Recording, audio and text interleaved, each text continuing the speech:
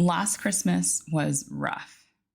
Not bad, just too much. Everything felt urgent and important, and there were fires everywhere.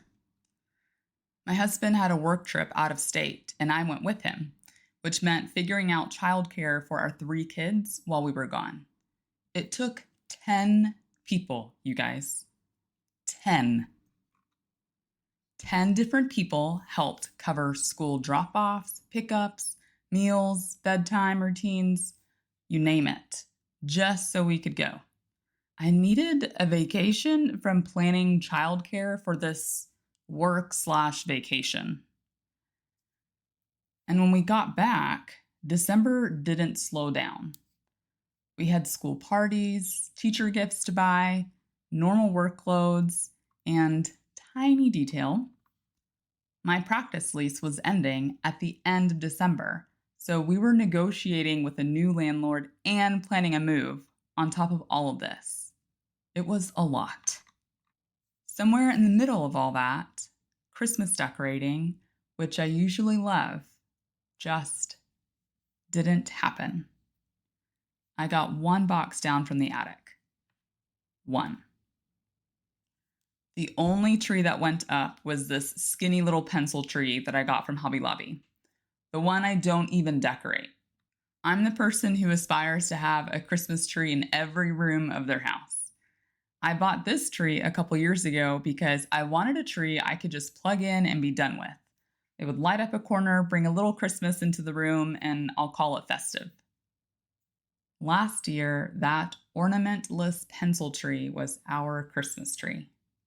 And my kids noticed. And it was kind of hard not to because our normal Christmas tree is 12 feet tall and we all decorate it together. So it's quite the contrast. Every day they asked when were we going to get the other boxes down and decorate the real tree. And every day I said, maybe tomorrow. But tomorrow kept being full. I didn't have the bandwidth. Everything felt like it was on fire and important, and the tree just lived at the bottom of that list. I felt like I'd failed, not because of what Christmas means, but because my house didn't feel quite like Christmas. There were almost no visual reminders of it anywhere. The house looked bare, but my brain was overflowing. It was like all the decorations I didn't put up were living inside of my head instead. We even hosted our annual gingerbread house building party that we do for the kids and their friends. And I remember looking around our living room that morning and thinking, this looks so plain compared to last year. I wasn't embarrassed by the house. I was disappointed in myself. Because I wanted it to feel warm and festive and joyful, but all I could see were the things that weren't done. That night, the house was quiet, the pencil tree was glowing in the corner, and for the first time all day I sat down, and then of course came the scrolling. Beautiful trees, cozy living rooms, matching pajamas, and I felt that familiar pang of comparison. But what I couldn't see in those photos were the parts that looked like my life. The stress, the exhaustion, the juggling. I was comparing my reality to their highlight reel.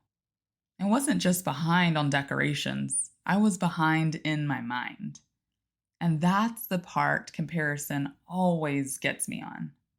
Not the tree, not the house, but the story my brain tells me about what it means about me. If you've ever had that moment where one scroll spirals into shame and you catch yourself thinking, everyone else just seems to be doing it better, this do-over is for you. You're managing what you always do, but your brain feels scattered and you just can't seem to pull it together. The Busy Brain Do-Over from Steady State Co. is your space to recover, reset, and restart, proud of how you show up again. Because you're not the problem, and you're not alone.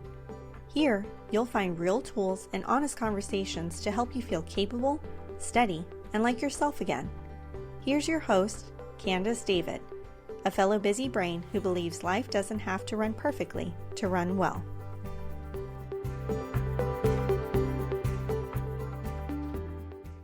Before we even jump into the steps, here's why this matters for busy brains and neurodivergent brains especially. Busy brains crave presence.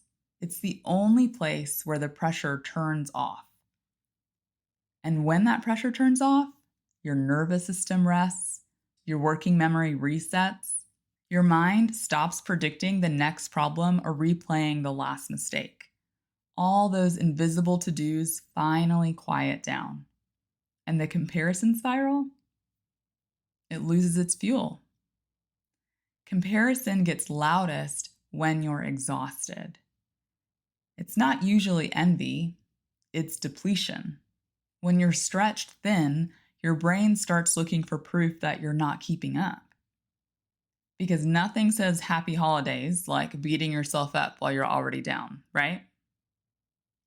So when you open Instagram, your brain doesn't see pretty photos. It sees evidence. Evidence that someone else figured it out. Evidence that you should have done more. Evidence that you're falling behind. And that's the part that hits deepest, right? It's not what they're doing. It's what your brain decides it means about you. That's what makes comparison so sneaky. It's not really about them. It's about your nervous system trying to make sense of the gap between what you want life to feel like and what it actually feels like right now. Around the holidays, that gap often feels bigger than ever. You're tired, you're overstimulated, you're trying to hold joy and responsibility at the same time. And social media compresses all of it. The lights, the smiles, the music, the food, into bite-sized proof that everyone else is doing it better. But the truth is, you're comparing your reality to someone else's edited evidence. You can't see the mess outside the frame. You can't see that argument before the photo or the stress that came after. You're seeing 7 seconds of their life and pairing it with some of the hardest parts of your own. And here's the part that hits high-capacity people the hardest. Comparison turns aspiration into pressure. You see something beautiful and think, I want that piece. But your brain translates it into, I should already have it. And suddenly you're sprinting to catch up to an image that was never real to begin with. So today's do-over isn't about avoiding social media or pretending comparison doesn't sting, because we all know that it does. It's about catching the moment your brain says, you're behind, and gently correcting it. It's reminding yourself, I'm running my own race. You don't have to stop wanting things to be beautiful or meaningful. You can soak up the parts of your version that you really love, the ones that are uniquely yours, bare pencil tree and all. Don't let someone else's version of holiday magic diminish your own. Hi, fellow busy brains. If this episode already feels a little too relatable, make sure you're following the show so your next do-over is waiting for you when you need it. And if you're already part of this community, thank you. Truly, you are the reason more people are realizing they're not broken, their brains are just a little busy. Hit follow so you don't miss the next do-over we'll do together.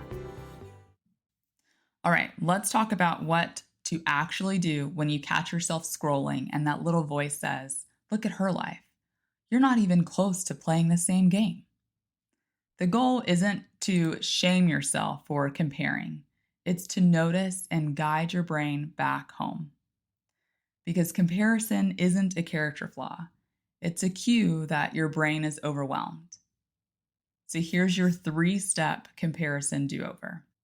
Step 1, catch the cue. When you feel that sting, the drop in your stomach, the quick inhale, the thought that sounds like, I should be doing more, that's your cue. It's your body waving a tiny white flag that says, hey, this stings. You've just hit the comparison moment. Pause right there. Don't scroll faster. Don't delete or close the app in frustration.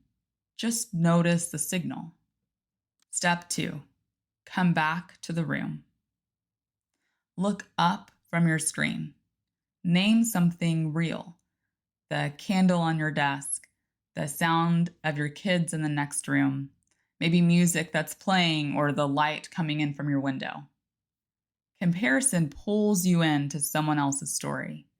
This step brings you back into your own life. Take one breath and say to yourself, I'm running my own race. Because you are. Step 3, correct the story. Comparison feeds on half-truths. It shows you the polished moment in someone else's life and pairs it with the hardest part of your own. So this step is simple. Name the story your brain is telling, and then tell the truth. Your brain is filling in the gaps with assumptions, and this is where we correct them. For example, her house is perfect becomes, I don't actually know what's happening outside this frame. She has it all together. Turns into, I'm only seeing the 10 seconds she chooses to share. I'm behind becomes, I'm doing the best I can with the day I am in. This isn't toxic positivity. This is accuracy. Your brain calms down when you give it a more honest interpretation of what is actually happening.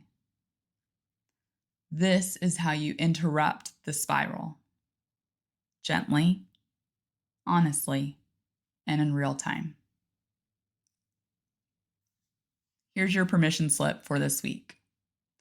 You don't have to keep up. You don't have to match the picture. You don't have to manufacture magic to prove you're doing enough. You can let the season look the way it actually looks. A mix of beautiful and messy, loud and quiet, full and imperfect. The point of Christmas, or any holiday for that matter, isn't performance. It's connection. And the people who love you don't need more sparkle. Although my kids, they did ask for the Christmas tree. They need more you. You're allowed to simplify. You're allowed to say no. I'm going to say that again. You're allowed to say no. Order takeout if you need to. Skip the wrapping ribbon. Choose calm over chaos. And when that scroll temptation hits, when you catch yourself thinking, their version looks better, take a breath and remind yourself, I'm running my own race. Because you are. You're building memories that won't show up in a photo. The laughter, the quiet moments, the way your kids, your pets, your people feel safe and loved just being near you. And the best part? Your memories don't need to match anyone's highlight reel to matter. They matter because you're in them. So this week, give yourself a comparison do-over. Let this Christmas be enough exactly as it is. Because it already is. Before you go, I'd love to hear how your comparison do-over shows up this season. Maybe you caught yourself mid-scroll and remembered your own race. Maybe you turned off your phone, lit a candle, and noticed something about your version of holiday magic that made you smile. Whatever your moment looked like, big or small, I'd love to hear it. Email me at team@thesteadystateco.com or send me a quick voice memo telling me your story. Your reset might be exactly what another listener needs to hear next year. I'll see you after the holidays for another do-over. But until then, Merry Christmas, friend. Take a deep breath, look around, and enjoy your kind of peace. If you've been listening and thinking, ugh, I need this kind of reminder more than once a week, I've got you. Join my newsletter, The Weekly Do-Over. It's my short midweek note that drops right when life starts spinning again. Part pep talk, part permission slip, all real life. You'll get practical encouragement, behind-the-scenes stories, and simple resets that actually fit your busy brain. Go to mybusybrain.com/join because waiting until next week to get grounded again is way too long. All right, my fellow busy brain friends, take a breath, give yourself a little grace, and remember, you can always start again. That's what a do-over really is. Not perfection, just permission. Talk soon.